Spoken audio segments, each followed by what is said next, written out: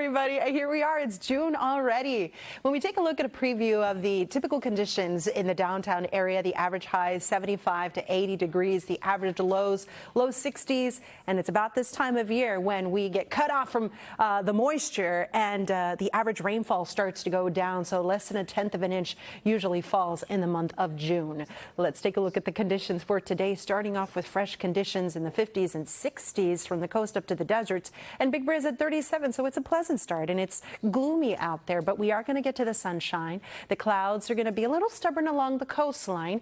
The temperatures are going to be like this. We're going to have 70s for coastal locations, inland 80 in Los Angeles. We'll have mid 80s for the valleys, even in the Inland Empire. Now, the farther inland you go, the hotter it gets. Santa Clarita 90 degrees. Same goes for San Bernardino. The IE, a lot of spots will be flirting with that 90-degree mark. 90s in the deserts. That's going to feel like summer. Great ice cream weather. Big Bear 74.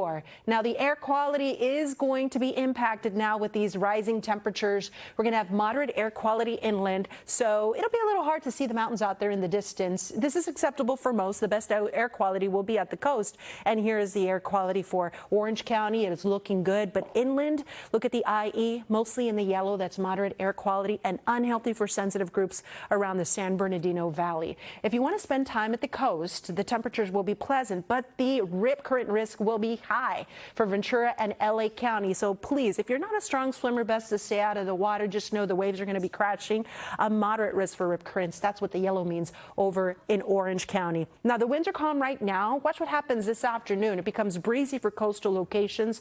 The winds pick up around the middle of the day, but we get to the peak of the winds around 6 p.m. That's when we have breezy conditions for lower elevations and gusty winds up in the deserts. That orange is winds from 30 to 40 miles per hour. So keep that in mind if you are traveling through that area. What about the rest of the week? You know what? This pattern is going to be on repeat. We'll start off with clouds, afternoon sunshine, breezy afternoon winds, and temperatures inland above normal.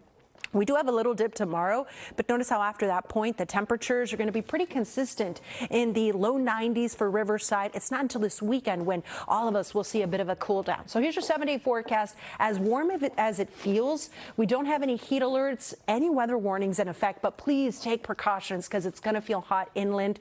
We'll have low 80s for the most part for the base in Orange County, around 70 degrees for the coast. Now look at the valleys in Inland Empire. We've got 80s and 90s. Now, yes, this isn't extreme heat, but it is enough to prompt us to take precautions. Remember to look before you lock. Never leave your kids in those back cars.